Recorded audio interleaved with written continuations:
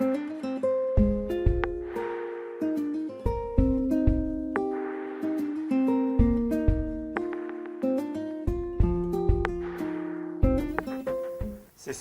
alors bon, ben, le hutier, il vivait de quoi? De sa pêche et de sa chasse. C'était 50% de l'histoire. Si on a chassé avec la vache à une époque, dans le communal, bon, ben, c'est parce qu'il y avait du gibier partout à traîner, c'était des milliers et des milliers de vanneaux, puis des milliers de canards. Il n'y a que ceux qui l'ont vu qui peuvent le croire. Et les oies sauvages, c'était pareil. Et qui c'est qui les a tirés là? Ben, d'une part, les élevages de volailles qu'il y avait autour des communaux.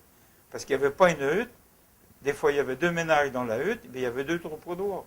Donc, il y avait tout de suite 100, 150 oies qui étaient là. Donc, les autres passaient, et il y avait 100 canards ou autre chose qui naviguaient.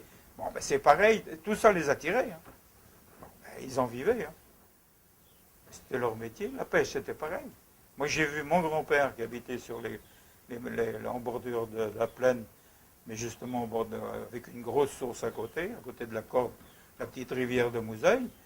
Ben, il pêchait de l'anguille beaucoup, mais il se levait la nuit parce qu'autrement ça étouffait dans ce qu'ils appelaient les herques et les bourrolles par bout. Le lendemain matin, c'était sûr que c'était étouffé. Mais il nous a toujours, puis ma mère me l'avait dit pareil. Enfin, je l'ai vu après. Il est mort jeune, mais je l'ai vu par un cousin qui avait pris la suite. Mais 200, 300 kilos sur la même pêcherie, 200, 300 kilos d'anguilles dans la même nuit. Hein.